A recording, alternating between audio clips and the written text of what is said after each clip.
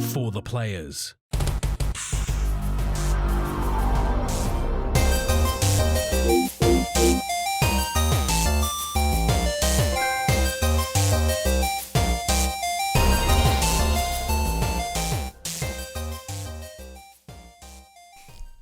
I'm Ryan Betson. I'm Max Cooper. And this is For the Players, the pop culturist PlayStation podcast. Over 40 years of playing PlayStation and 6+ years in that games media combined. I want to thank you for joining us in this PlayStation conversation.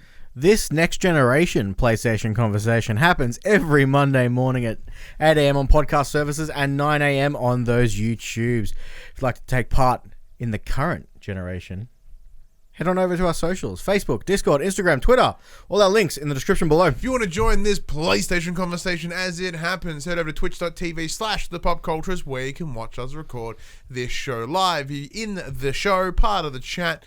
It's damn good fun. If you want to support the show, you can. Tell your friends, tell your family about this PlayStation pod. If you're listening to us on podcast services like Apple Podcasts or Spotify, as you mentioned before, be sure to give us a 5-star rating and a written review. Or watching us on the YouTubes, be sure to like, subscribe, and leave a comment below. I endeavor to answer every single comment. On top of that, you can support us financially from like Patreon, patreon.com/thepopcultures, or our merchandise store, popculture.com/shop, where you can buy shirts and other assorted shit with our logos on it. It's next generation time, ladies and gentlemen. It's so next generation. It's now current generation. Happy PS5 week, everybody. Happy PS5 day. Happy PS5 as well. Speaking of PS5s, let's run. You wanna get them up? Ugh. The old custom. There you go. Look how fucking huge these things are. So as you can see, we did things a little bit differently with our PS5s. So both Max and I, we received phone calls from our good friend Ethan at Tag Mods, and he was like, "Hey, I see you've had the PS5 for like minutes. Do you want to have fun with it?" I'm like, "Yes." So I went over to his place, and yeah, he spray painted and painted mine all purple and with a controller to match as well, which is lovely. But he went a little bit harder with yours. Yeah, so I got a message from Ethan saying, "I hear you want to go crazy and do some Demon Soul stuff." And of course, being the huge fan I am, I'm like, "Yep, definitely." He's like, "So how do you feel about me cutting chunks out of it?" I'm like, "Go nuts." As long as it's not on the bottom, because obviously the bottom of the wings need to be flat to sit in the stand properly. Yeah, pretty much freedom of expression. I'm like, go nuts. And so I've got some nice nicks and cuts and chunks taken out of it. Yeah. But damn, does it look good. It looks so fantastic. So I went with the straight PopC purple. So it's very clean, there's a bit of pearlescence in there, which is lovely. But you went a different route. Yeah, so I've got the Demon Souls logo on one side, and then on the other side I have the nice iconic kite shield design. Man. Turned out well. Man. And the controller, yeah, same, just a lovely purple. Where yours is based on the character. Yeah, so it's got the soul blue and a nice gunmetal grey. Yeah. It was awesome. I'm very happy to have it. But look, today, as you know, the title of the episode suggests, this is our PS5 blowout, PS5 Extravaganza, where we are just going to talk about PS5, what we're playing, how's it going, how's it feeling. There's a little bit of news in there. Maybe look at some games that are coming out, potentially. There's a lot to get through today. So hence why we started a little bit earlier. If for those watching on Twitch, because we're going to go early, we're going to go long. So first off, how you been, man? Yeah, not too bad. Yeah. How was this week been for you? Because you've been on holidays. So I finished up work on Wednesday. So yeah, it's been both a hectic and a cruisy week. Yeah. I'm in a very small boat. So I had Thursday, Friday off of last week. So launch day and the day after. And so like it wasn't until like when I finished work on Wednesday that the excitement got palpable. Like I could feel it in me. Like I jumped on stream. I did my last of a PS4 stream, which was just an excuse for me to drink turkeys and play games. Why not? Because to sort of see that console gone, because I have no need to play it anymore. If everything is as backwards compatible as it says is, I didn't touch it. That was fun. Other than that, it's been a pretty chill week, except for the one great surprise, if anyone saw it on my social media. My father, who, as day of recording, Saturday, we scheduled to come visit because he had been in Melbourne, in Melbourne Metro. So he's been in lockdown, and I haven't seen him since February or April, some crazy amount of time. We had planned to come down today. We're going to go strawberry picking in the morning because there's a strawberry farm near where I live, and then go out for lunch, and that's our day. So here I am, Friday afternoon, streaming, got James with me, he's watching Spider-Man, we're playing Spider-Man, having a great time. And you can literally see it in the stream. My dad walks down the hallway and he's like, hey. I'm like, hey! Like, because completely out of the blue, it was a absolute surprise. It was beautiful. The stream ended right there because I just started fucking crying. So it's like, boop, and then... Very unprofessional. He's like, bye guys. Bye. Let up. Yeah, no, I had other things to attend to here. But, yeah, so let's just get into it. Max... Let's revisit some stories. Let's keep your storytelling going. How was your day one of the PlayStation 5? Picking it up, how did it all go? Picking up was pretty easy. You know, there was a small queue by the time I got there. I went in at about 8:45. There's a few interesting things happened in line. One guy walked out with a Switch. That was hilarious. And another guy tried to buy a console that he hadn't pre-ordered, and they're like, "No, you're not on the list, mate. They don't exist for people that aren't on the list. Go away." Wow. But everyone else, yeah. But other than that, you know, I was in and out. I think I was waiting maybe 10 minutes. Yes. Yeah, so it wasn't too bad. Yeah, mine was very similar. So I did wait a lot longer because I was under the impression that EB Games here in Geelong were opening at 8. They weren't. They opened at 9. So, because I knew the JB next door was open from 6, and like you just go in, you're done, right? Yeah, because you could see all the people walking past from Target. Yeah, and they all had theirs in their garbage bags, wrapped up, ready to go. And they were just sending them out the door. So I was like, oh well, you know, every other time that there is an anticipated release, they all normally open at 8 because with no midnight launch, 8's the normal time, right? And you know, with regular shops opening at 9, you'd think they'd want to like push past all the regular foot traffic and get everyone to come in a little bit earlier. But no. But yeah, so we were told it was 9, so I was like standing there in the line waiting. Even the coffee shop nearby hadn't opened yet, so I was like dying. Yeah, and sure enough, they saw that there was a good, I don't know, 10-ish, 15-ish people. So they opened at 8:30. And it was pretty straight. He just walked in, bam, thank you very much, and he left out and came home. Did my unboxing, put that up online, and then got the call from Ethan. So I was like, all right, cool. I installed a couple of things and just scooted. So I didn't really spend a whole lot of time playing it on the first day. So once I got mine home, I'm like, oh, you know, I'll do the transfer of data. I'll transfer all my PS4 stuff to my PS5. Like I'll hang out with the fam during the day. I'll let this transfer. It's gonna take estimated at about 8 hours. I'm like, all right, I'll just let it run. We'll be sweet. What were you transferring? Assassin's Creed Valhalla, Ghost of Tsushima, stuff like that. Over Wi-Fi? Yeah, so I had 5G. I had 5G on the PS5, and I was connected to the 2.4G on my PlayStation. So like it's gonna do this. I'm like, cool. So after the Wi-Fi band, okay. Yeah. So after about 2 hours, I went and checked on it, and it had crashed. I'm like, oh, okay, awesome. It had only copied all my save data, no games. So I started it up again, and it's like, it's going to take X amount of hours again. I'm like, you know what? Currently, because of the PS5 being on 5G, I now get my full, 400 megabit connection.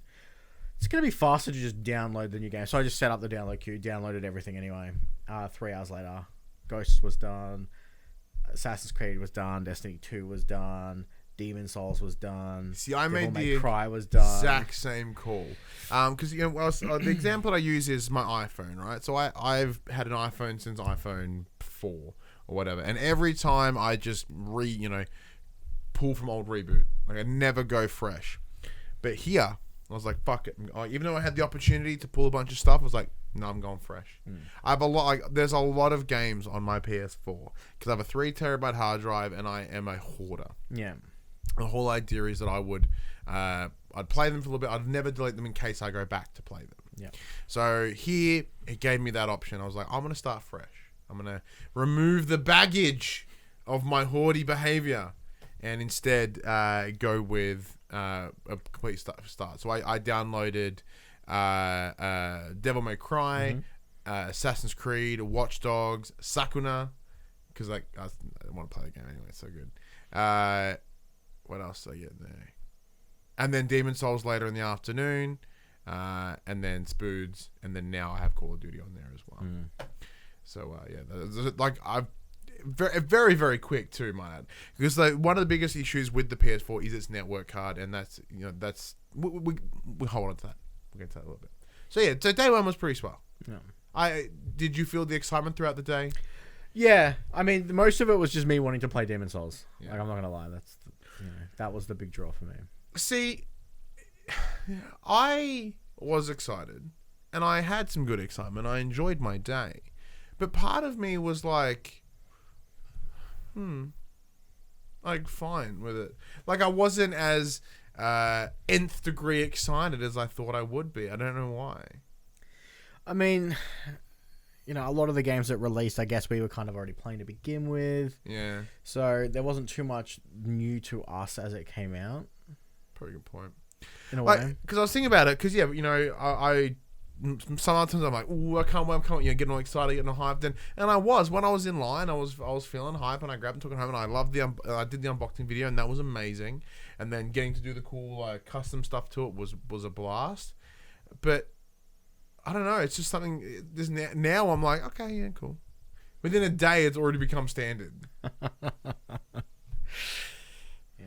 All right, let's get into the nitties and gritties now. Like there's our PS5 stories done. Our PS5 stories out of the way. How are you finding the console right now? In what way? What do you mean? What were your first impressions? How are you now? A couple of days under your belt.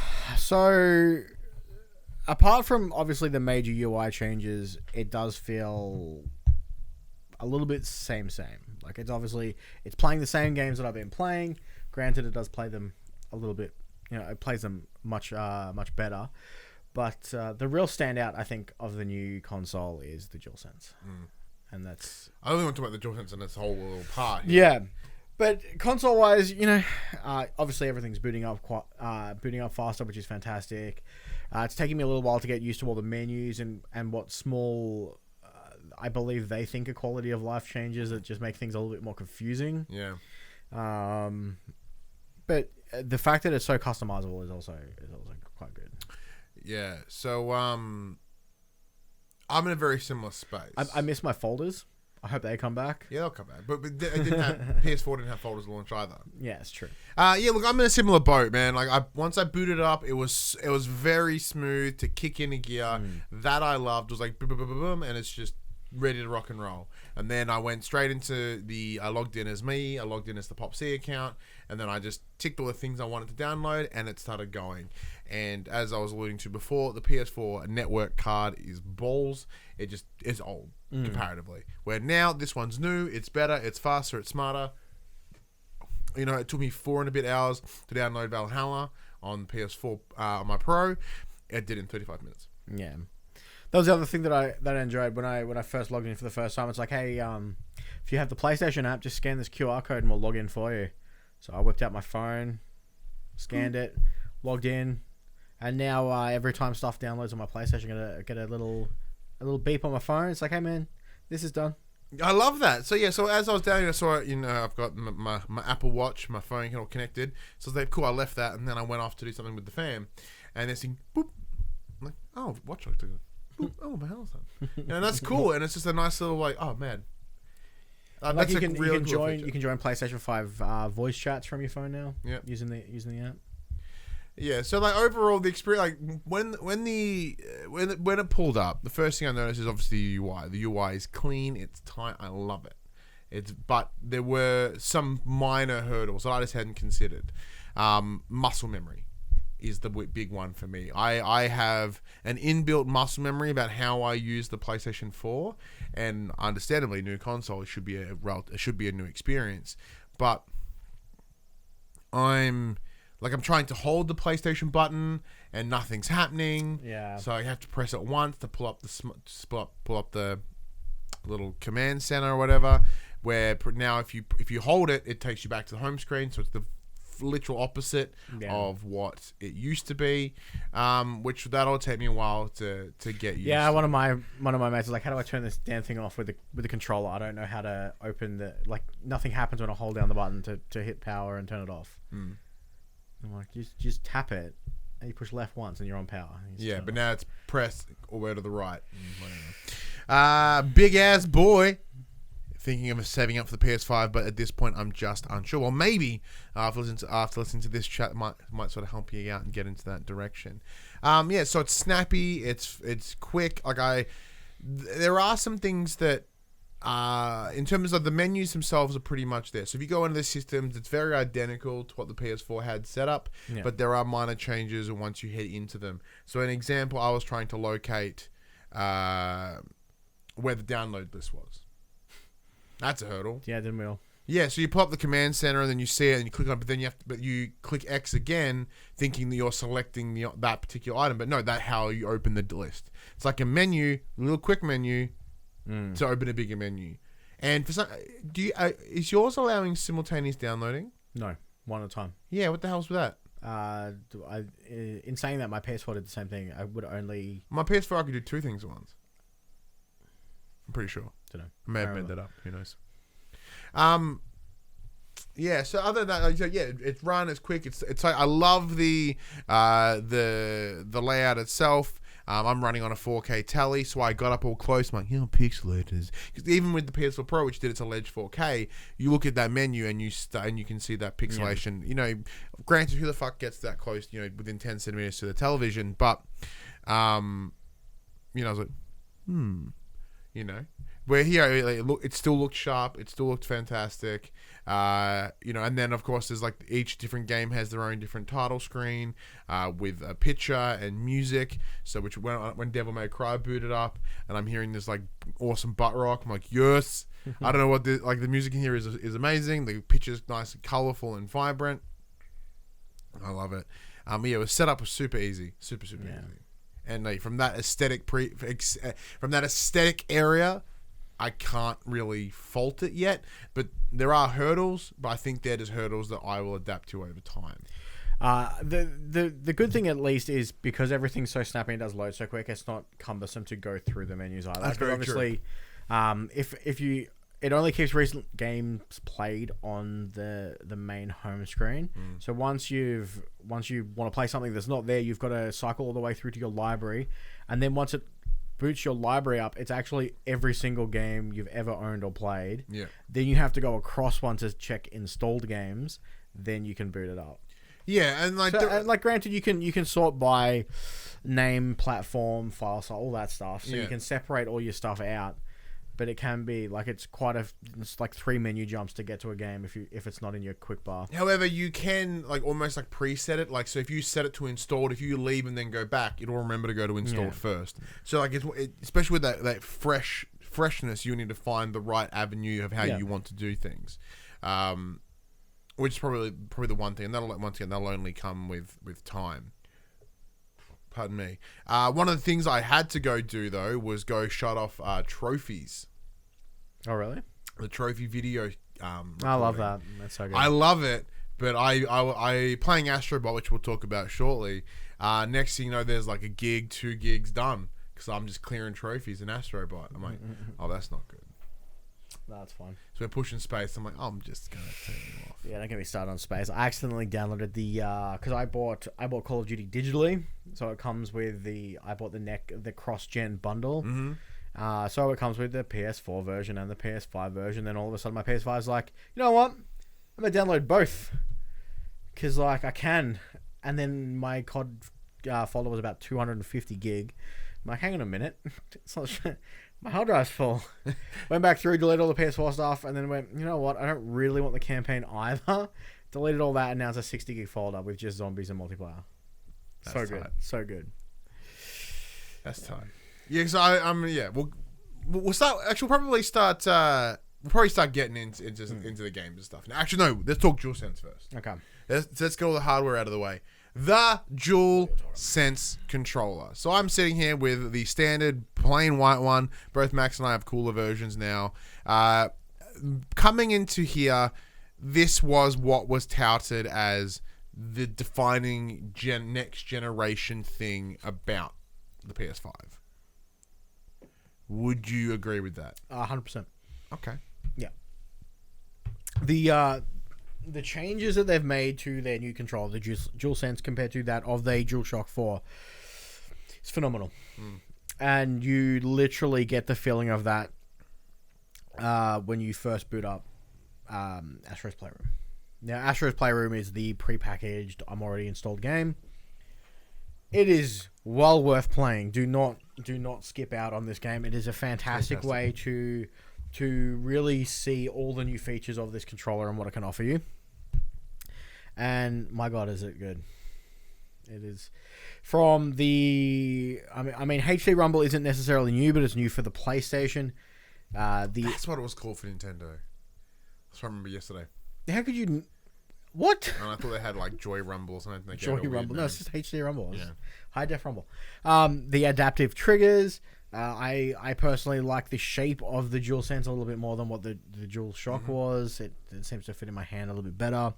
I must admit, I'm still reaching for those paddle buttons that I'm used to because I had a custom controller. But it's fantastic. Well, the kombucha's really making me burp. Yeah, no, tell me about it. Very burpy. Maybe you shouldn't have kombucha. Sorry about that, guys. Yeah, no, the controller is really fantastic, and it really is everything and more of what they had been touting for the last 6 months or however long since they released. Yeah, so burpy. Since they released the DualSense, since they revealed it, this is really, it does stand up to the high praise that they had been giving it, in my opinion. Initially, it didn't really sway me. Well, to the point where someone told me that they turned off their adaptive triggers, and I yelled at them and went, "Why would you turn off arguably the best feature that this controller has?" Yeah. And you're just like, "I'll turn mine off, man." No, I haven't turned mine off, but it took me a little while to sort of really appreciate it, right? So, like, when I picked up out of the box, I'm like, yeah, it just moves. Makes sense. Doesn't feel like anything. Then I boot the game up. And then it does the whole... So, if anyone that has played Astro, the game sets you up and goes, test this with your DualShock. Push these things, initiate rocket boosters out of the controlling game. And you feel it resist, and then give. Yeah. And then resist, give. And then that's when it really kicks the thrusters in. My initial reaction was, this feels like a busted button. Oh, really? It feels like a sticky button. Like, it doesn't feel this big next gen leap. It just feels like a button that's stuck.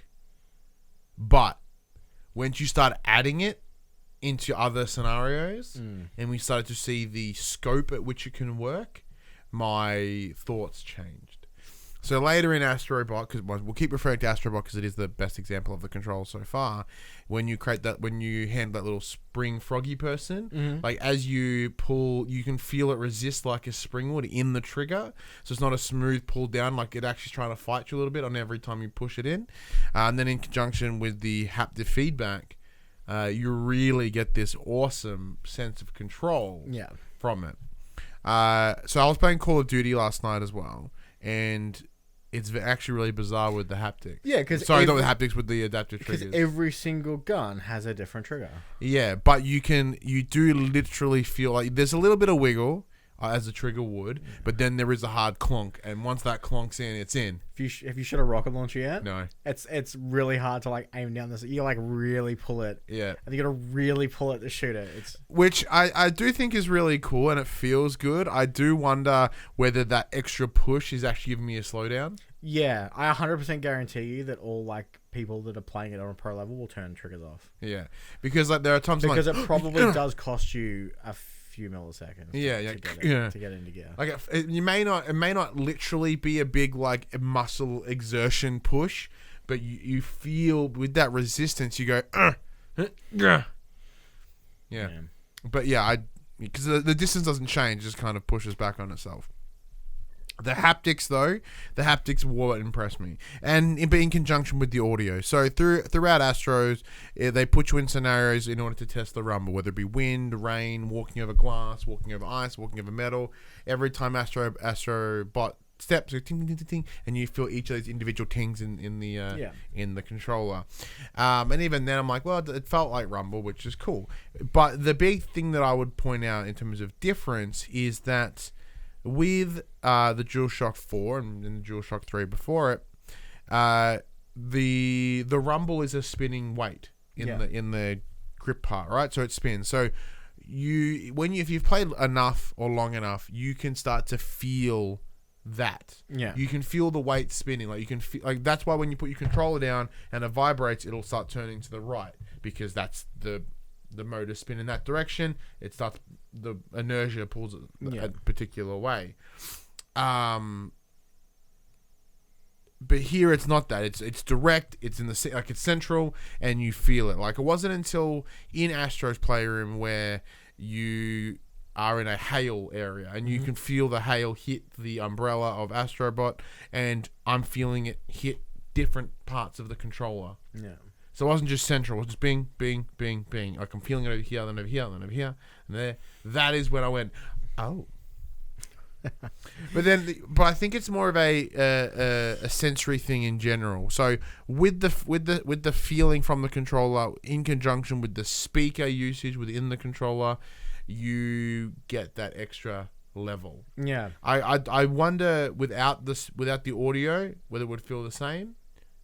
Because your brain is connecting the two, it connects the physical, the sensory response with the auditory response, and goes, "Oh, these are related." Yeah, and that's going to add to that realism, as big ass boy in the chat mentioned. Like in terms of realism, that is what will feed your immersion, and I think that's where it'll go a little bit further. So you want to have more about the adapter before I talk about the controller more? No, go for it. In terms of the controller itself, it does feel good in the hand. I do like it. Buttons feel a bit squishy. But as do the PS4 in hindsight, they do sit a bit more flush compared to the DualShock. So I do find it doesn't I'm not missing it, but it feels weird because they're not so raised. Yeah. The D-pad is fine. Touchpad is fine. It's a bit bigger. It feels like a bigger surface, so it's cool. It feels more responsive than that of the DualShock 4. It does. I don't like the PlayStation button in the middle not being a round button. I actually don't mind it not being a round button. I also love the addition of the mute button on the controller because it mutes your headset as well. Yeah. We found out the hard way that, for instance, in Astro's Playroom, there are sections where you need to blow into the controller to do stuff. Yeah. Turns out if you have a headset on, you need to blow into your headset mic, and I blew out everyone's ears in our party chat. And then after, I'm just going, and then after about 5 minutes, I'm like blowing myself down a river using the battle ways. They're like, "What are you doing?" I'm like, "I'm playing Astro's Playroom, man." It sounds like you're having like a stroke. You know, I'm like dying trying to. That was cool. That was one of the things that I felt really. That's where I felt the rumble, the adaptive, what they call haptic feedback so much. Because as I blew into, I could feel the control moving with. Going back to what you said before, why is it that you don't like the PlayStation symbol as the button? Why do you want it to be a button? I love the symbology of it, of course, because I love PlayStation symbology. You would have thought. I think it's because there's no clear area. Like, it doesn't feel... I feel like I have to press really central on it in order to get that button to press. But... I personally haven't found that. I find that if I hit in the general area, it'll get the job done. Yeah, it's me personally, I guess. I feel like I'm not hitting it precisely. Now, thankfully, you don't have to hit it for many things. But when I hit it, I'm like, if I'm going to hit it, I want to make sure I hit it. But then again, that could also be my brain being like, I pressed it. Why isn't it doing what I want it to do? Yeah. Because I'm used to what it used to do. Yeah, that's probably the big thing. But yeah, overall, controls feel fine. Sticks are, these are all good. No issues in that. There are minor nitpicks that I think will dissipate the more I play. One thing I did do though. Yeah, go. I had a voice chat with it. It doesn't sound too bad. Sounds really good. Like you sound alright according to the person I was speaking with. They came through pretty clear. However, if I was to continue to playing games, an example being Astrobot, they are drowned the fuck out. Yeah. By the game. Yeah. It's not like it's. I think it's a great sort of middle step between. Hey man, let me just get my headset and keep chatting. Yeah, well, we had that issue trying to set up because I'm using Astro, so I had to set up set them up through USB instead of using the optical cable like I would normally would. And there was this we had this horrendous feedback where I could hear myself through the other person's mic, and it was because it was coming out of their controller and their headset at the same time. It was very bizarre. We fixed the issue. It just took us a bit of troubleshooting and whatnot. Because I heard the same thing. One thing that was really impressive though is I was curious because if I'm sitting here with the haptics and adaptive triggers and pressing buttons, what is that going to do to my voice? Turns out there's a pretty substantial compression and noise gate on the microphone here. So you can kind of punch the control, well not punch it, but if you're not talking and just playing, it won't pick it. But if you're talking and smacking the shit out of it, they come through. But it's not too bad. Like it could have been stacks worse. Also the mute function or the mute button, if you tap it, it mutes you. If you hold it, it mutes everyone else. Oh, that's mad. So you can mute everyone in your party. He's like, I'm gonna talk. Shh. Be quiet. Yeah, I'm in a cutscene. Shut up. So it's not too bad. One thing is the battery life of these bad boys, with all their new bells and whistles, they are worse than the DualShock 4. Oh, big time. I've had to charge both of my controllers. But I'm glad I bought two. But if you turn everything off, the battery is better than what the DualShock 4 was. Yeah, I imagine it will be.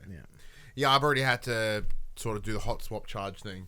I'm very looking forward to the charging dock when it becomes available in December. I mean, I permanently have the charging cable plugged in. If it dies, just plug it in. It's not really that big. But I also want to get that painted. See, because I don't play on a TV, so I'm not sitting back on a couch. I play at my desk with my computer monitor. So I'm no more than an arm's length away anyway. So it's not a big deal for me to do that. Yeah, so I sit here in this room. The TV is the same distance as you guys can see. So like I would have to actively get up to do it, but I would still do the same thing here. But I also want to get the mini PS5 dock. I want the charging dock to match the console. I'm gonna get it repainted and stuff as well. Show the PS5 says Dave Chataway. All right, we already had. We'll do it again. We'll leave them up here for a little bit. Take Jesus. That. God damn, it's so fucking heavy. There you go. But it is like in terms of the console itself. Did you wait? Like, I knew it was going to be big. Did you think it was going to be this big? Ugh. Yes. Well, I took a photo for you straight away, and it peeks up over behind my monitors because I've got mine just by the fact that it's now painted and fancy. It's hidden behind my monitors for the moment because that's just where it fits, but it like peeks up over the top. Yeah. So mine, I'm sure I put a post up on the socials. Like it sits on a little table where one monitor is, and it's as tall as my 42-inch TV. Yeah. So like kind of nicely like it sits flush with the top of it. But I did put a big space on it. Of course, you guys got customs. Of course we did. It's the first thing we did. Hold the phone. Is Max painted too? No, mine came out of the box like that. Yes. No, I went and saw Ethan from Tag Mods, and he pimped my PS5. He did. But yeah, so there we go. So that's more of the console stuff. Now let's get into the games side of things, because that's one of the big things you should be doing with your new games console is playing the games. Yeah. So I listed what I have on my what I have on my PS4 currently, which as I said was Devil May Cry, Demon Souls, Miles Morales, Call of Duty, Assassin's Creed Valhalla, Watch Dogs, and Sakuna is what I have. I have Demon Souls, Assassin's Creed, Ghost of Tsushima, Call of Duty, Devil May Cry. I think that's it. Do I have anything else? No, I think that's it. Just showing the other side. Yeah, I think that's it. So I've got about five or six titles on there at the moment. Now, the only game that I have yet to try is Assassin's Creed. I have not gone back to see how it runs on the PlayStation 5. Yeah. That's the only game I haven't played. All right. Well, that's it. We've spent the whole morning just talking about Astrobots. Let's get into it. Right. So Astrobot's Playroom is the game, as Max said, that comes baked in on the console. It is a showcase piece. for all the new features that the PS5 has to offer in terms of its controller. But additionally, it is the most perfect time capsule for PlayStation. Yeah. It is littered with iconography and memories and nostalgia about PlayStation. So there are 4 levels, 4 zones, 4 worlds, and each of them represent the PS1, the PS2, the PS3, and the PS4. So your collectibles are PlayStation items. You know, like there's all cool little things, and of course there's the symbols, which I'm a big fan of. Where I go, there we are. It's on the wall behind me. It's everything here. So I'm loving all of this. Trees are, the flowers are little symbols. There's shaped rock formations everywhere. It's like hitting all the parts of me because, these symbols are incredibly important to me, not just because of PlayStation, but in a number of different ways. They mean more to me than just PlayStation. But obviously that connection is there because that's where they're from. So playing this game, I'm seeing all this. I'm like, I'm loving it. And then, of course, there throughout the game, there's as you explore, there's little Astros. The bots are dressed up in so there's a little Astro with a camera, and they're replaying scenes from games of PlayStation's past. So as you're wandering around, you're like, oh my god, Ape Escape. Like, holy shit, Castlevania. Oh my god, God of War.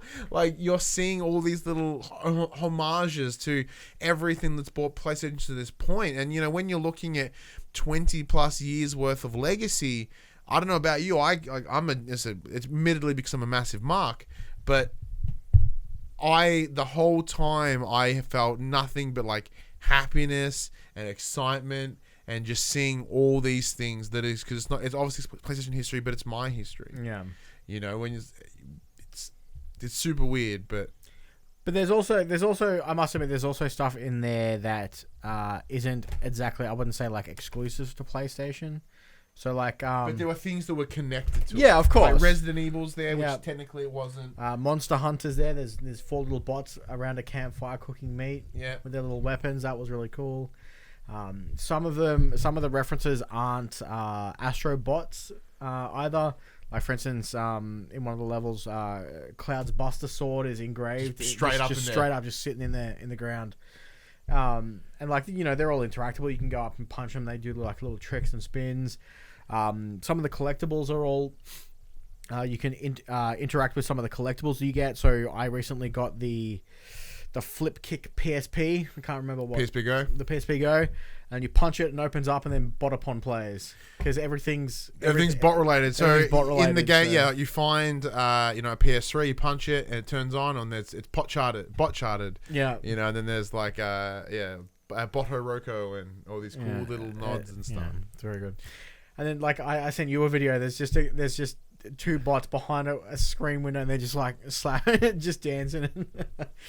It's there's a lot of charm in this game. It's very whimsical. I love it. It's and it's of course really it plays fucking awesome. It's a solid platformer. It's like if you've played Astro's Rescue Mission from PSVR, then this is right up your alley because it's more of the same. All those skills transfer over, and it's just fantastic. And like it's not hard. But it's a little bit tricky. Like there's a boss fight at the end for everyone else. Like it's the old. It's not really spoilers because I'm pretty sure the information's out there. It's the T-Rex from the old PS1 tech demo, and you're like, oh, it's so cool. And like that's probably the only time that I kind of had some difficulty, like quote unquote difficulties, because I was like blasting my way through the game until that point. Yeah. But it's so good for a game that's baked in. Now I have not 100%ed it yet. I have collected all the puzzles, all the artifacts, all the levels. I am now just doing the last couple of things to get the couple trophies sorted because I do want to platinum it. I think not that I need to get a platinum because the generation hasn't brought me to maybe someone that wants to platinum every game, but I think this game deserves it. Fair enough. And it's easy. Yeah. But to me, I'm pretty close to it. It deserves that respect. The effort that they put in, the love that I can 100% feel the love here. So of all because each world has kind of like a gimmick suit. Which was your favorite? Mine was the monkey. I enjoyed the climbing with the monkey. I enjoyed climbing with the monkey. I thought it was fantastic. So there's 4. So there is a rocket ship. There is a monkey suit that you use to climb. There is a frog, which is the spring, and then there is a ball, like using the touchpad. So I like the ball one. The ball one felt fun. I enjoyed using the touchpad in that way. The rocket was garbage. I think didn't control very well, but that's kind of the point. The rocket probably shows off most tech in one go. Yeah. But because it's using gyros plus the triggers, it's using a couple different things at once. Yeah. But yeah, the monkey was cool because obviously you get the grip strength in the triggers, and you've got to sway from side to side and actually physically climb up things. Then it gets to the point where you're like swinging on the rope, so you're using the gyro as well and flinging yourself off. And yeah, so So I'd probably say it's the ball. I don't know why the ball's, but like how it felt, like that's where the good rumble in there as it's hitting different surfaces, because like part of it you sort of roll over like rocky surface and sandy surface, and you sort of feel that difference as it rolls over like grass and stuff as well. It's probably the big one for me. I think that's probably what it was. All right, there you go. So we don't review scores. We don't review score games here. But if I did, I'd probably give that Astro a pretty fucking high score. Yeah, probably even a good old 9 or 10. I think it's brilliant for a packaging game. It's fun. Yeah, but once again, I know that is purely subjective love, because like the imagery in it alone is enough to get me like, oh my god, it's a fucking 10. No, I did not pick up a Series X. So in the chat, Dave did ask whether Max picked up a Series X. So yeah, neither of us jumped on that train. But even without going back, because you said you're biased a bit to all the iconography in the game. Yeah.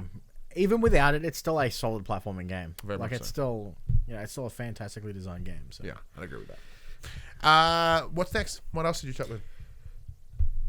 What was next? What else have you been jumping into? Okay, so because I'm an idiot, I put my disc in the wrong way when I was setting up my console. Because when you first set up your console, it's like, hey, if you got any disc-based games, throw them in. We'll install them while you're doing the initial setup. Turns out I'm a moron, and I put the disc in the upside down. So when I booted my console, I was like, yeah, we couldn't recognize this disc. I'm like, what? And yeah, I was just upside down because, like, whoops. And what was the disc you put in? Demon's Souls. All right, so I'm going to blow my nose. You talk Demon's Souls. I'll be right back. So Demon's Souls obviously was the big draw for me into the next generation, being a PS5 exclusive, not coming to last gen. It is obviously a remastered version of the original PS3 version. So Bluepoint took over and made an incredible remaster of this game. It looks incredible. So it's now running at a beautiful 4K 60 frames per second compared to the jittery, if you're lucky, 30 frames it originally had. It's still got all of the amazing, you can be attacked through walls by enemies and bosses, which is how I got killed in the tutorial boss. That was fun. But it is bringing back all those good old nostalgia memories. I'm sitting there going, I think I remember what's coming up next, and then I'll get shanked from the other side because I'm misremembering, or it's just been so long. But the gameplay, no. So it's 60 frames in performance mode, like solid 60 in performance mode, and then there's a what's the other one? What's the other? Like the resolution mode? Yeah, fidelity mode. Fidelity mode. It pushes 4K, but doesn't always stay at the 60. We'll get to that. We'll get to that next, because that was the next game on my list. Yeah, so I haven't jumped on Demon's Souls yet. Like, full disclosure, a code was provided to me to us for this, but you'd already picked it up. I bought it a week ago, 2 weeks ago, when I paid off my console. So yeah, so the code came through in the afternoon. I installed it, but I haven't played it yet because it is on my list. It's one of those things I'm like, I need to have allotted time for this because I feel that like this is where it's gonna go. I'm hot as fuck. I'm gonna have to take my jumper off. Okay. There's no adaptive triggers in Demon's Souls because you use the bumpers, well, the L1, R1 as you're attacking and blocking, as opposed to the triggers. But the 3D audio works really, really well. Yes, it is still ridiculously hot in this room, Dash. It's gross. It's gonna get worse over summer, thankfully. Can't wait for that. So Yeah, so some of the new tech in the controller does unfortunately not get used with the adaptive triggers and what. The haptic feedback's quite nice when you get a perfect parry and then you get the riposte on an enemy. You can feel the rumble. The 3D audio's amazing. It runs 4K HDR, so it looks ridiculously crisp. And if anyone enjoyed the first game, it's an easy recommend. If anyone's a fan of the Souls series and never played this, never played the starting, where it all started, where it all began, and again, an easy recommend. I'm about 40% the way through. I've killed about 5 of the world bosses. They're a lot harder than I remember. I don't know if that's because I'm older and slower with my reaction speeds, or if I need to just get good, but it is bringing back so much fond memories of playing it back on PS3. It's nice to, when I first got into it on PS3, it was so late in the generation that they had shut the servers down, so it's nice being able to experience the online play. Now I believe they've upped the online play from 4 players to 6 players, which is crazy. Obviously, the more people you summon to help you fight the bosses, the harder the bosses get. Their health grows exponentially depending on how many players there are, so it's not always good to get so many players. I've done a few multiplayer runs. Connection seems very, very smooth. There's hardly any jitter. No drop. I haven't experienced any dropouts personally. It just plays really well. Bluepoint have done a fantastic job. But again, Bluepoint also do fantastic work in all the remasters that they've taken over. So That they have. yeah, hard to fault. Whew, sorry. Feeling better? Yeah, man, it wasn't so hot in here before because it was just me and there was no lights and shit on. So I had the jumper. I was like, I'm a bit cold. And now I'm sitting here. I'm getting like uncomfortably warm. I have to bounce. So what was your first what was your first game that you played? The first game that I actually booted up was Sakuna. I'm like, wonder how this is going to look because I know it already downloads fast. I knew that it was and it actually looks great.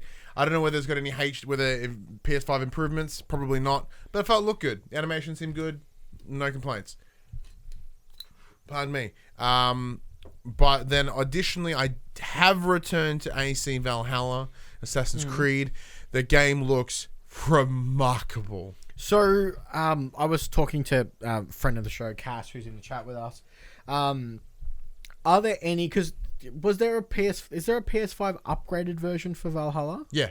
Does it have any of the fancy bells and whistles for the DualSense, or is it just a visual fidelity upgrade? It's there. It feels like it's there in some way. In terms of when you pull it, you use a pull and arrow, and you feel that not just a rumble. It's like a shudder. Yep. And you can feel that. One of the big things they've touted, is that drawstring pull in a bow, and you feel it. And I think comes through the controller as well. Yep. So you get to feel a bit of like grip as you go. Yeah, but like the thing for me, the first thing I noticed is it looks goddamn insane. Yeah. Like with the HDR and what I presume is ray tracing as well. Lights are looking fantastic. God rays up the butt everywhere. Like there's a scene where I walk out of a building and the sun's coming over, just going up. It's coming over the long house, whatever the fuck it's called, and it's like coming through the little intricate holes of the ornate shit at the top, and it's just coming through. I'm like. But for that reason, like night looks fucking dark and grey and dull as it should because it's night. Yeah, that's going back. That's one of the things I'm struggling with Dark Souls because obviously when it sets up the HDR, it's like select the option where the icon is just visible. Yeah. And there's spots where I literally can't see anything in the map because it's so dark. Yeah, so I always tend to give it one or two extra bumps. Yeah. I'm like, yeah, okay, we'll give it a little bit more. Yeah. But so like it looks immaculate. And it plays great. It feels like it falls at a player faster frames. Yeah. Because I know on the Series X it plays at like 60. I'm unsure on the PS5. There are moments though. Some games I can tell when it's 60. Some games I tell when I can't. And this one I'm like, I'm not sure for some reason. I can't. I don't want to confidently say it. Yeah, fair enough. But yeah, no, like load times are stupid. Yeah, have you fast traveled yet? Yeah, how's the fast travel? Yeah, just it's not bang. bad. Oh, nice. Even then, because even on boot up on the PS4, like you would boot up, you press X to play, adding content and checking. Okay, boot. Now it's like, huh. Nice. And like, although the console doesn't have quick resume, it does have memory, and it's remembering stacks faster than the PS5. So one of the things I turned off on the PS4 very early on was like when you put your console on a standby, like does it remember where you're at in the game? I'm like, well, no, because it takes 9 years to open up anyway. What the fuck's the point? Where now I'm like, I turn my console back on after it powers down for power whatever. It's like, Valhalla, here you go. Yeah, so I do that. I do that with Demon Souls. The issue with Demon Souls is when you put Perpetual it in world.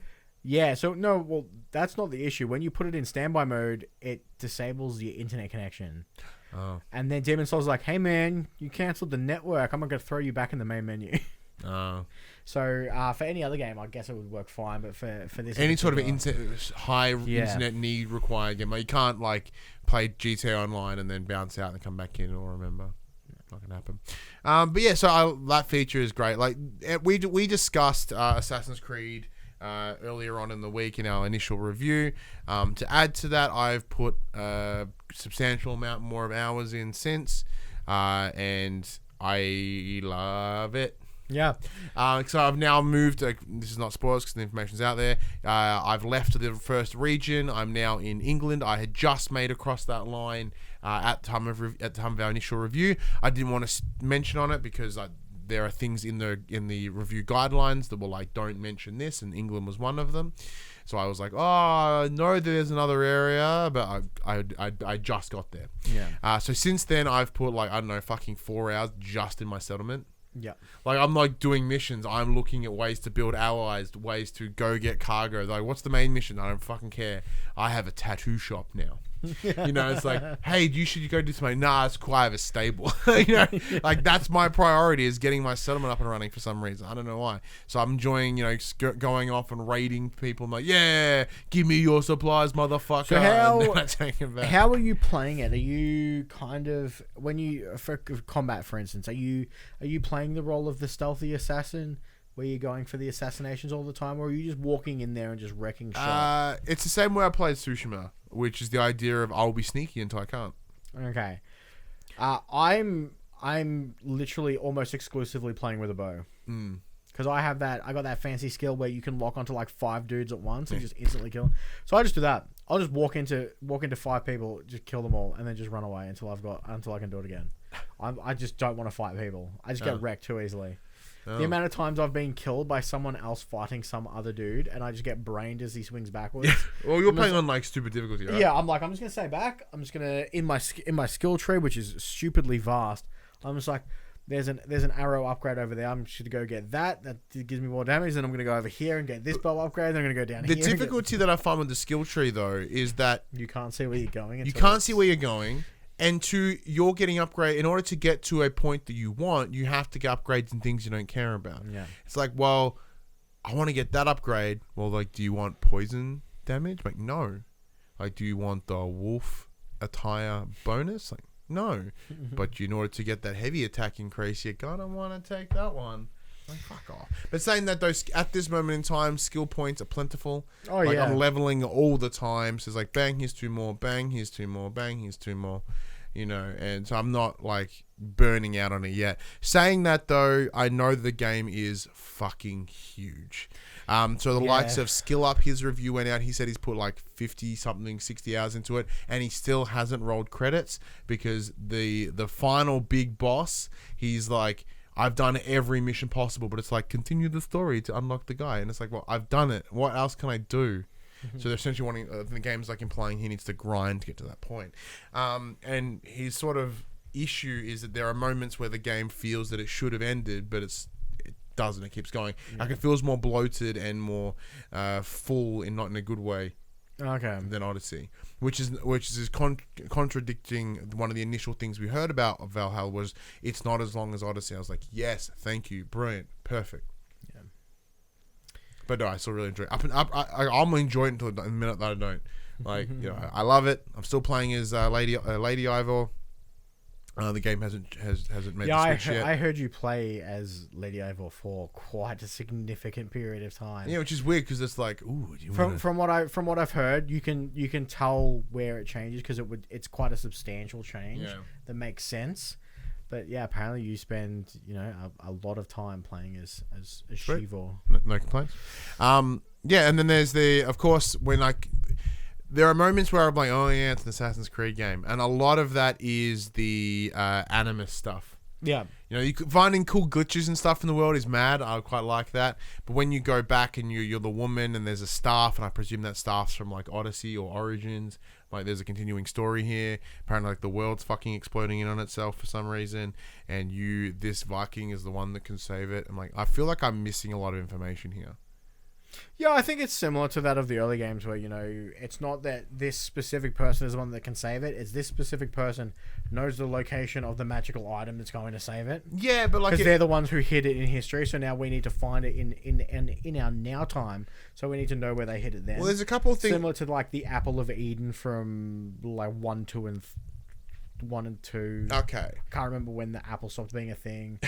And then, like, I think it wasn't there like the Spear of Destiny and yeah, now it's this big Thingo. staff, but it looks like an Egyptian sort of, like that older stuff. Doesn't look very Viking. I haven't finished Origins or. That's my point. Like, Odyssey. yeah, because this whole like when they return, because they're in New England in the US, and there's this and the remains of Ivar are there. I'm like, that's fucking weird. There's a lot there to take into account. And I guess that'll come into something that will get more revealed over time. But up until this point, I'm really enjoying my time with Assassin's Creed, which is something I didn't think I was going to say. But yeah. What else have you installed? Devil May Cry. Yeah. So Devil May Cry, this is the special edition. So this is the... codes provided to both Max and myself for this were from Capcom Australia and Turn Left Distribution. Yes, thank you very much. I'm thoroughly enjoying this game. So I originally played Devil May Cry 5 when it first came out. So this is basically the same premise, except you get the additional character, which has been the long-running tradition of the special editions in Devil May Cry. So you get to play as Virgil. Virgil's awesome, man. So I dove straight into Virgil's story. So a lot of the times Virgil is a villain. You get to play his side of the story. And he is such a cool character in this game because he's essentially two characters. So there are combo moves where you literally turn into someone else, do crazy combo, and then turn back into Virgil. And like this isn't a devil trigger form of Devil May Cry. It's just the actions. Before I get into all that, I should go back. When you first set up the game, it's like, hey man, do you want to turn on ray tracing? Yeah, I want to turn on ray tracing. It's like, awesome. And then it comes up with a caution. If you plan on playing on the hardest difficulty, ray tracing cannot be enabled because we just cannot keep up with all this stuff. Because obviously this is a really high paced game. This game's running at 120 frames. Big hack and slashes. Yeah, so it's a hack and slash action game. Runs at 120 FPS if you have a nice 120 FPS monitor. I don't think. Oh shit! My TV in the lounge does it. Is that 2.1? No, it's an old ass TV, but apparently it can do the hertz. It looks stunning. It looks so like the game was stylish as it was to begin with, but now with the added ray tracing, and now I get to actually play it in 4K and HDR. It's phenomenal, and like it's a great game. I'm a huge Devil May Cry fan anyway. It's a continuation of the soft reboot, I believe. So it still has Nero and their characters from that series, as well as Dante and Virgil. So good, so hard. So hard. What are you playing on? So I'm playing on like medium, and I'm just getting my ass handed to me. Shit. Because I haven't booted it up yet. And in saying that, the copies that we got are the like the deluxe edition or whatever. So we start with like XP gems, so we can buy upgrades straight away. And I'm still getting my ass handed to me. So no chance of you finishing the game in one person? No. So I originally finished the game when I played Devil May Cry 5 to begin with. I finished. You can roll credits at the start of the game if you beat the tutorial boss. I did that on PS4. I did not even come close to being able to do that in this. Now, granted, Virgil worked a little bit different to everyone, so that's my excuse. Yeah. But it is brutal. But the game's so stylish. The music in the background gets you kind of right in the zone very quickly. Yeah, it is so good. Does it have DualSense features? It has the rumbles. You don't really use the triggers too much because obviously, like, all your attacks are face buttons. Yeah. Because more traditional hack and slash. Yeah, so like, for instance, your L2 and R2 are literally you change your weapon loadout. So for Virgil, for instance, you have a sword or like fists, and it's just you're swapping between having like your sword equipped or not. So there's no real no need for an adaptive trigger to change your items. The haptic feedback is quite nice. The HD rumble is quite nice, but yeah, it doesn't use too many of those bells and whistles, but it's still a solid title. Next up would be Spider-Man Miles Morales. No, this is all you. I haven't even touched. So this. I've only mostly because of the beautiful interruption from my father yesterday. I haven't really gone back to it it's even today, the whole morning and early afternoon I spent hanging out with him. So I haven't played any games today. Are you playing your dad had sleepover last night? No, he stayed at a hotel. You made your dad stay in a hotel? I didn't make him do shit. He rocked up. He was supposed to be here today, and he rocked up yesterday. So yeah, so I spent just over an hour and something with Miles Morales. The game looks remarkable. So is it all true? There are no loading screens and all that stuff? Yeah, I haven't seen it yet. Wow. But I also haven't gone in and out of warehouses and stuff yet, so I can't say for that. But yeah, it is pretty smooth. It's great. It's very full. So I played intentionally on the fidelity mode. Mm-hmm. I wanted to see how well it looked, and then shortly after, in my short playthrough soon. Sorry, in my playthrough in the short time, which is in the next little window of time, I'll shift to the frame rate mode, whatever the fuck it's gonna be called, performance, and see what it looks like running at 60. Because right now, just one of the things they talked about in the remaster, when they talked about was the inability of the PS4 to pull data was what was hindering your speed. So now Miles feels faster than Peter. Because the world itself is faster. So okay. So knowing how iconically Marvel Spider-Man began in 2018, you see Peter in his apartment, you pull on your spider suit, you jump out the window, you're swinging. Yeah. Do you have a similar style? It's not quite like that, but yes. Nice. Yeah. So the first thing, very similar to Marvel Spider-Man 2017, 2017. 2018. 17. 18. Puck's not here. We can't ask him. Puck. Goddamn it, Puck. Yeah, so like you go straight into like a central mini boss. So in the first one it was Kingpin. Yep. Here it's Rhino.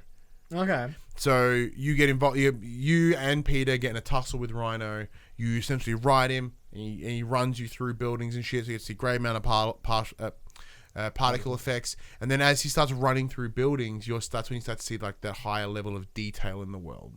Because all these little shops and stuff, and all the little trinkets, and all these different lights and neons and all this cool stuff, and it looks fantastic. One differentiator I felt already is in regards to Miles, is he just feels different as a character. Like because he's still learning, he's janky, his swings aren't smooth, his flips in the air aren't smooth. It feels a little off. Okay. But not in a bad way. It just feels off. Because you're not quite there yet. You don't have the precision. But you as the player, still have the precision. Like, you can still play it exactly as you would before. Yeah. But it's got that visual representation of sloppiness. You sort of get the new experiences with the Venom Punch and the Venom powers. Now, and then that, although it may happen later, they haven't suggested anything about Venom himself. But more of that's what they just happened to name it. I'm sure there's a connection. So it's like these electricity powers. So early on, big brute characters, you just fucking shock punch them, and all their brute gear falls off, and that's when it's really handy. But there's particular character moments that have what got me so far. So because Miles is new to this, he still has his family. He still has his friend circle. Like Peter, he was distant from Aunt May because of the nature of being Spider-Man for a couple of years, and his mum was involved. And Aunt May was involved in all the shelter and stuff. And then of course he'd split with Mary Jane, so she was off busy doing her things, and there's a lot of aloneness in Peter, and even how he didn't really connect with Dr. Octavius as well as his boss. There wasn't that connection. We're here because Miles is only just doing it. His family's still there. His friends are still there. And you really get that sense of family. Yeah. So, like, you know, they've just moved from Brooklyn to Harlem because, you know, if you remember events of the previous game, spoilers, his dad passed away. So the family shift. But there's little details here that make it feel more like a real family. Is they're at the house, and I don't know about you. I don't know whether you have sort of foreign-speaking friends or their family. You know, like there are moments where they drift in and out of their English and whatever fucking language they want. When they can't find the right word, they'll just go back to whatever their native tongue is. Like I got a lot of friends that are like, you know, Italian and Greek and shit. So back home, you have a conversation, and they would just throw in other words because they didn't know the English word. You're like, huh? But like in the game, it does the same thing. Like she's talking to Miles in English, and then she'll occasionally drop some bit of Spanish, because they are Puerto Rican, I believe, Puerto Rican heritage, and that adds this realness to it that I just didn't consider. I'm like, oh shit, yeah, this is exactly how it goes down. And like, granted, I've not been around sort of any, cultural differences. Like I thought you were going to tell me that Miles had a curfew and you need to be home by like no, I mean like because a lot of that was from when I grew up in Traralgon, because like that's where a lot of migrants came in the 70s and 80s. So there's a lot of sort of European culture around there. Where in Geelong it's just white dudes everywhere. It's really boring. So yeah, I had that real sense of feel, and then because it's the early part of the game is set on Christmas Eve. Peter's gone away for 2 weeks. He's on like a working vacation with Mary Jane. No, she's got some journalism thing, and he's been invited along as a photographer. Yeah. So they're off doing that. So you got 2 weeks just as Miles being Spider-Man. That's a good way to explain why Pete's not there. So they home, and then like earlier in this little level moment, you're going around the house looking at pictures and stuff, and they mention this character that he's like, oh man, I've not seen her in forever, whatever. Cool. You come in, knock at the door. Oh yeah, it's my campaign manager because the mum is running for politics. I open the door and it's the friend, and like the nuances in the performances, in the face and motion capture, it was like, oh shit! I got emotional, like seeing them respond to each other, and then a little bit like they're having this bit like sort of dinner around the table, and they're just kind of doing family things, and like all in those subtle nuances of how they work with each other and how they were playing off one another and talking to each other was really. It added like that was my connection in. I'm like, because up to that point, I'm like, yeah, it feels like more Spider-Man, which is totally a good thing. As I've said before, I've platinumed the last one. I'm 100%ed it. Like I loved that Spider-Man. Yeah. Here, I'm like, this is a different Spider-Man, but I love it for the different reasons. Like this whole family feel and this community feel, because like. You can see that Miles is understanding about the responsibility that comes with being Spider-Man, because as he's walking the streets, he's helping people. He's like some guy's struggling, but he's like, oh, cool, tomorrow, see, man, just picks up for him, picks up a couch for him, and just because he's got that strength and shit now, he's like, bam, just doing good things in the community, and I presume that's there is that connected within that that cultural community, and it's really giving me those good feels from the game. Good feels. Because like I said, I'm too early days for me to talk about gameplay. Gameplay is gameplay. Like it plays like Spider-Man. It's great. The villains are fun. It looks fantastic. You fight people. So do you find a lot of people have mentioned that Miles is a lot stronger than what Peter is as a Spider-Man? Because obviously Miles as Spider-Man has all the Spider-Man powers, but then has his own subset, the Venom arc as well. Yeah. So I would agree with that, because you find that he's a lot more stronger than what Peter was or felt when you, especially early on. I would agree with that, because you've got the electric powers. I mean, that's a differentiator. Spider-Man. Yeah. Miles is Spider-Man Plus. Yeah. He's New Game Plus. You know what I mean? Like he's got his extra array of powers. So yeah, I would agree with that. Like just something alone, like that Venom Punch, whatever the fuck they call it, when you have the electrical charge and you just blow apart this elite dude's armor. Yeah, that's something that Spider-Man couldn't do. Pete couldn't do. So, side note, Pete with the new face, it blends in fine. I wouldn't even notice. Cool. Good to know. But yeah, so we'll be spending more time with that because we do have our part 2 of the collaboration between For the Players and Operation PlayStation, where we are doing a sort of a Spider-Man in review. We'll be doing the follow-up. We'll talk about Miles Morales very shortly, or once all 4 of us play it. So. Yep. Is there anything else that you've been checking out? Call of Duty. Call of Duty, yeah. So, Call of Duty Cold War. Mm-hmm. Black Ops Cold War. Black Ops Cold War. So the new Treyarch Raven team up. I believe Raven did the campaign. Treyarch handled the multiplayer and zombies. Personally, I've not played the campaign yet. I don't know if I will. And that's purely because I have not played a campaign since Modern Warfare 2. And you just want to fight the system? And I am 100% really in this game for zombies. Treyarch Zombies is the greatest game ever. So I must admit that I've played one game of online multiplayer. I played a game of Search and Destroy. I got like 4 kills and killed myself equally amount of times. I had some really good fun with, like I mentioned before earlier in the show, every single weapon has a different adaptive trick or feel. For good or for bad, they're all in there, which is great. It's nice to see a third-party title kind of step up and use these features because they are just for the PlayStation 5. You know, this game's out on PS4. It's out on it's out on Microsoft consoles. They've literally put in the time to just do this for PS5, and I think that's really good. I think there'd be a financial incentive in there, knowing that there is a marketing deal. Yeah, granted, there is a marketing deal. Sony consoles do have exclusives to a lot of stuff.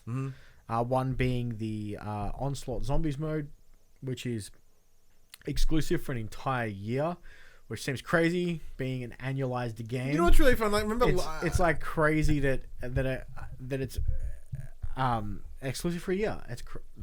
I remember it was Modern Warfare, it was Spec Ops. I remember having that argument with them. I'm like, why does it matter that it's exclusive for a year?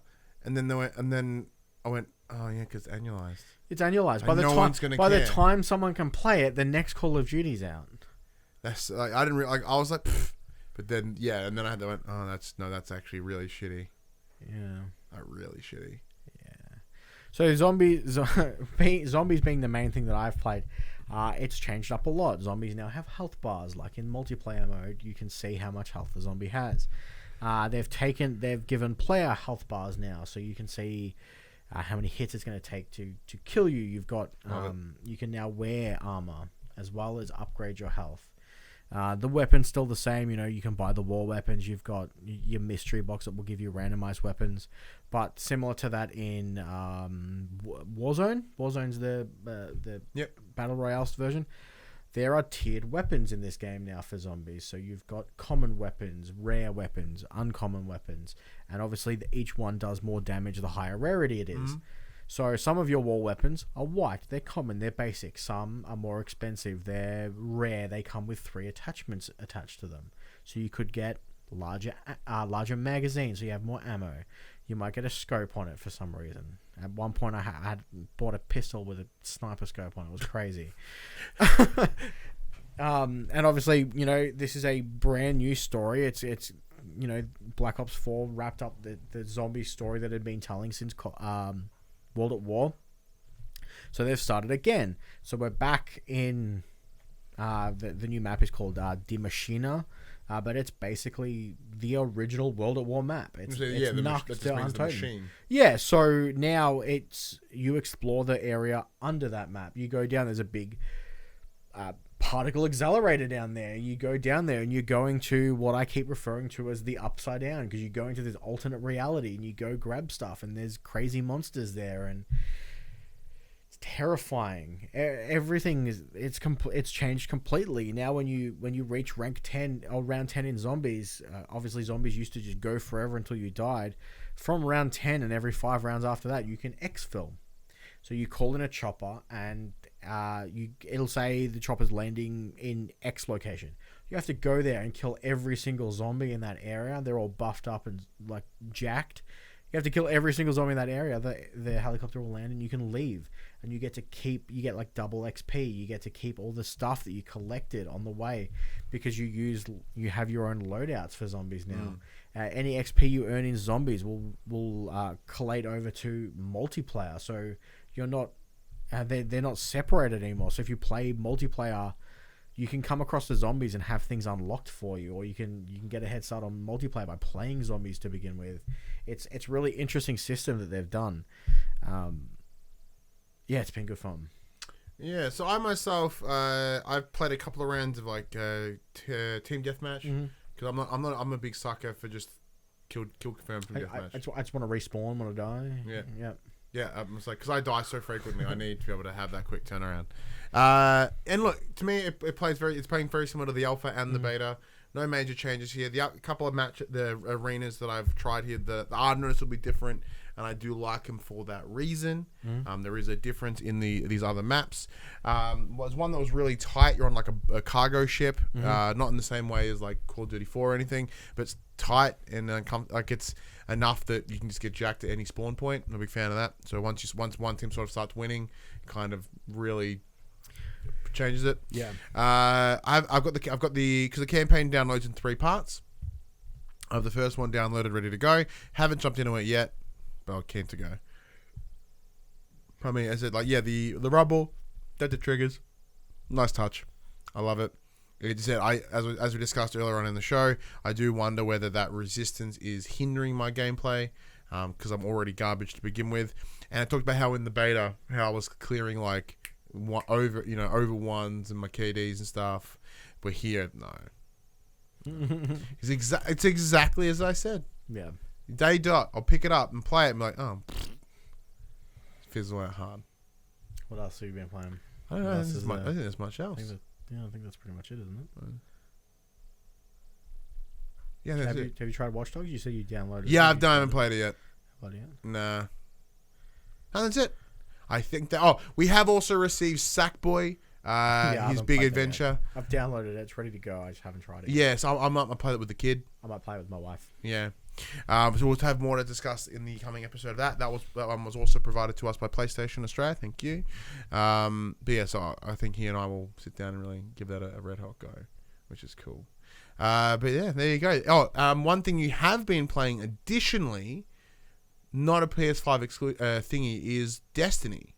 Oh yes, Destiny. I have been playing Destiny. So So big thank you to the team over at Reboot Communications for providing Max with the code for Forbidden Light, the Beyond Light expansion. Now, is this in the same vein of like, I was going to say Iron Forge or whatever? With the Rise of Iron from Destiny 1 and like Forsake? No. So, this released on the 10th of November. I believe they were having server issues all day. I couldn't log in. It was pretty rough, which is a real shame. I managed to get in the night of the 10th. So you get a nice... I haven't played for quite a significant period of time. I got a nice power bump to 1050 light, which is the new base. So everything in my inventory got jacked up to that, which was nice. And, you know, it plays the... it plays the opening cinematic. It explains what's going on. The pyramids are here. The darkness has come. The traveler, who is the light, has healed itself. And the darkness has swallowed up 4 of the planets. So I think it's Mercury, Io, Mars, and Titan have all gone. They just don't exist anymore. So, you know, Commander Zavala's like, we've sent Guardians out because we need to find those people because there's vendors on those planets. And then you get the short story cinematic of this is a very, what are they called? These are the Vandal guys. I'm trying to think of their whole race. I can't think of it. But Varix is back from earlier from D1 and D2. Yeah, the Fallen. This is a very Fallen focused. Sorry, I had a complete mind blank there. Very Fallen focused campaign. Where you get the new power of the darkness. You get stasis, which seems to be very much an ice power. Mm-hmm. So Varix is on the run. One of the fallen leaders are chasing him down because she's fallen victim to the power of stasis because it corrupts, because it is the power of darkness. So you go and save Varex, and he's like, "You got to help me out," and you go and do all this stuff. So I'm very early in. I haven't even unlocked my stasis tree yet because I am getting demolished by everything. Wow. Okay. So the first story mission you play through is recommended light 1050. Cool. The next one is 1100. And I'm still 1050, so you just get monstered by everything. Even the strike playlist is at 1100. So it's been a struggle to get loot, because I need to get loot to continue, but I get loot by continuing. It's a very, very vicious circle. There was a glitch that's been patched where you could just go and farm a lost sector. You get guaranteed drop every time. They've patched that out, which is good. I guess they're staying on top of it. But the issue that I'm having lately with the last few rounds of expansions of Destiny 2 is they stopped doing these big named expansions in order to do these seasonal expansions, where instead of getting one big content drop every 3 months, we're getting a small content drop every month. So I know a lot of people online have said there's a very short campaign. Now the raid's coming out, so it launched on the 10th. The raid comes out on the 21st. So it's a very quick turnaround to gear up and get raid ready. But there hasn't been any new vendors added in. There's 2 new explorable zones. The Cosmodrome's back from Destiny 1, and there's a new area called Europa. So they've taken 4 out and added 2 back. But instead of having this one big piece of content drop that's going to keep me busy for a month or two, we've got a seasonal drop that's designed to keep me busy for a month until the next one, but it probably won't take a full month to do it, which is a shame. For full disclosure, I was provided a copy of the deluxe edition, so I have access to all the seasonal content as well as it drops throughout. So I will be diving back in every time a seasonal drop comes out to check that out. But for now, I am still very early days, and I've only done the very starting mission because, as I said, they were having server issues the first couple of days. And then with the launch of PS5, I kind of got sidetracked in other places. I have played it on PS5. The loading times are vastly improved. Like it's crazy how different it is. Gameplay feels great still. Destiny is still a fantastic shooter. Haptics? It's nothing that. Oh. Nothing that yet. So hopefully I get to play a bit more of it this weekend. I'm hoping to find some friends who pick it up to go through, because I very much like playing in a fire team. It's not one of those games I do enjoy playing solo, but I will endeavor to get through it by the next episode. Yeah, and I'll give my full review then. But early impressions are I'm currently enjoying what I've seen.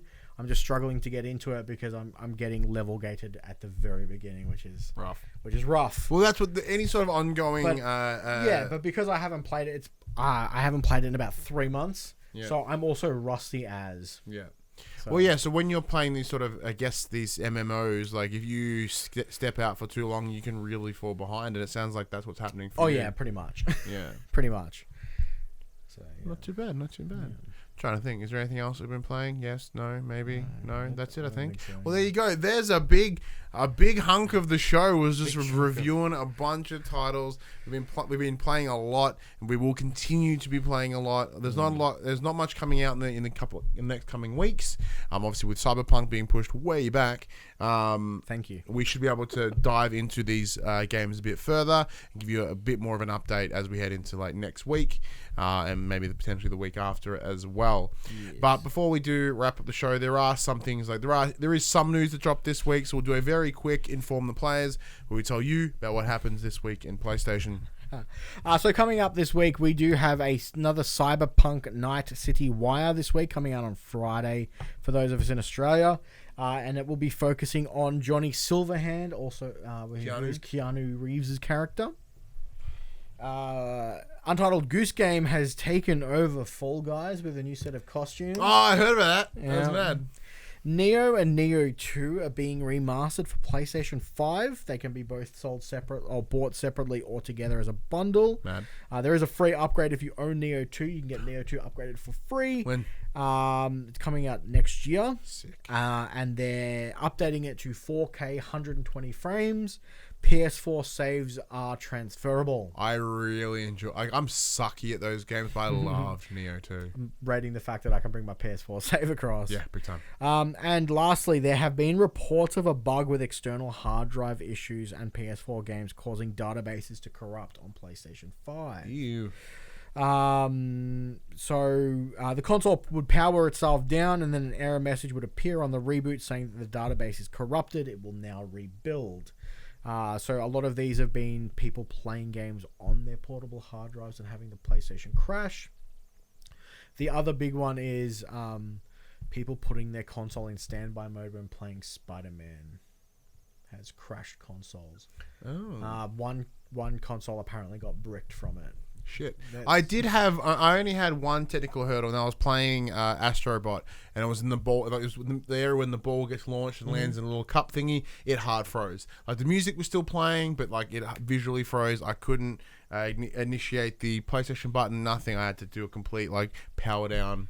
I had one of those too for about 15 seconds. I couldn't do anything, and then everything just caught up on itself and just went as it should have gone. Like, it didn't crash per se. That was the only tech related issue that I've had so far. Mine was the disc wasn't reading properly, but that's because I put it in upside down because I'm an idiot. Because I forgot that when you lie it down flat, because I have my vertical. When you lie it down flat, the disc goes on the bottom. So you put.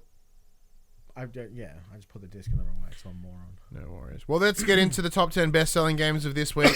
Now, because this did wrap up on the 8th of November, next week will be the time we'll start getting into PS5 as well.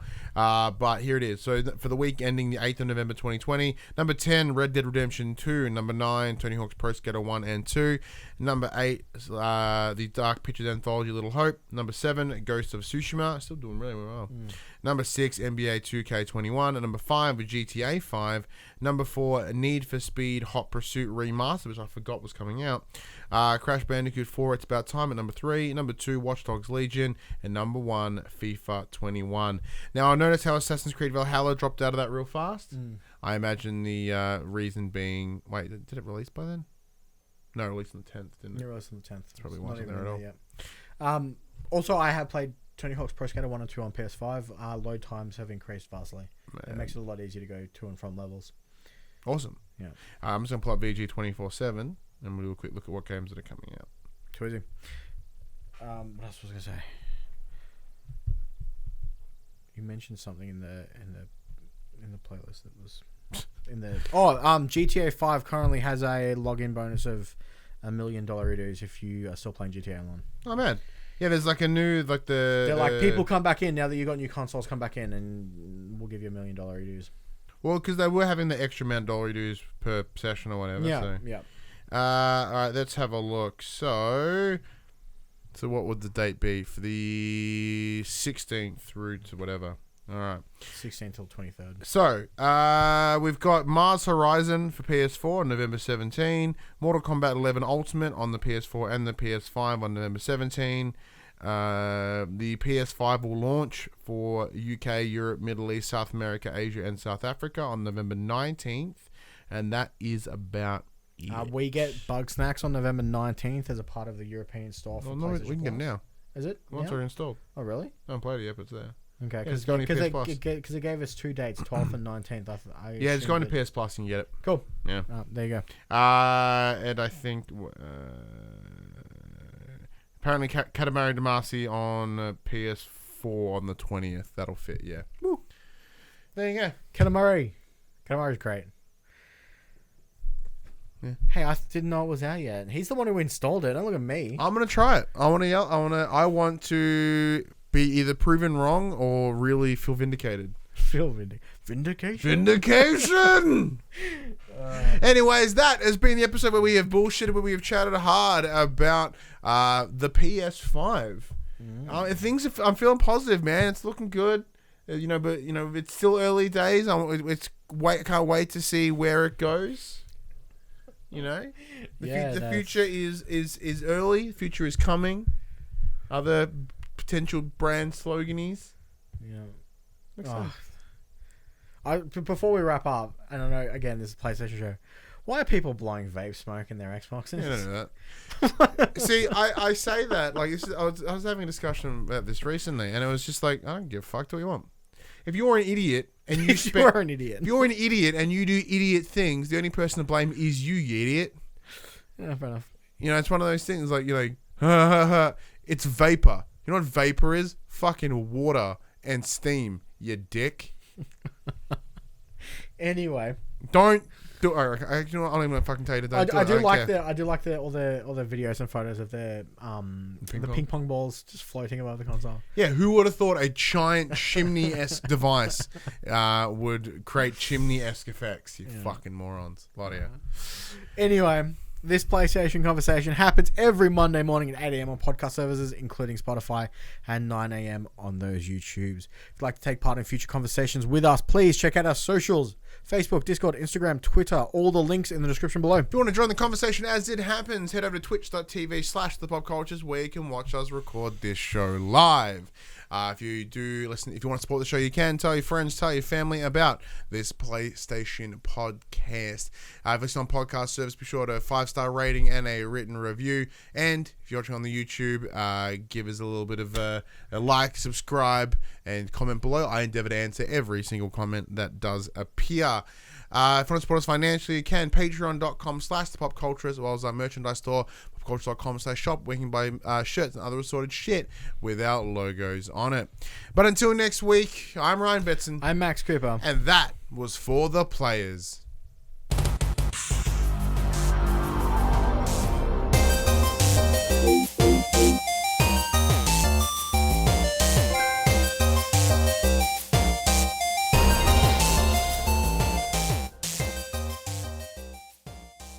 For the Players, the Pop Culturist PlayStation podcast is fan-supported at patreon.com/thepopculturist. And we'd like to thank our Patreon producers and our Patreon founders for their kindness, their support, and their generosity.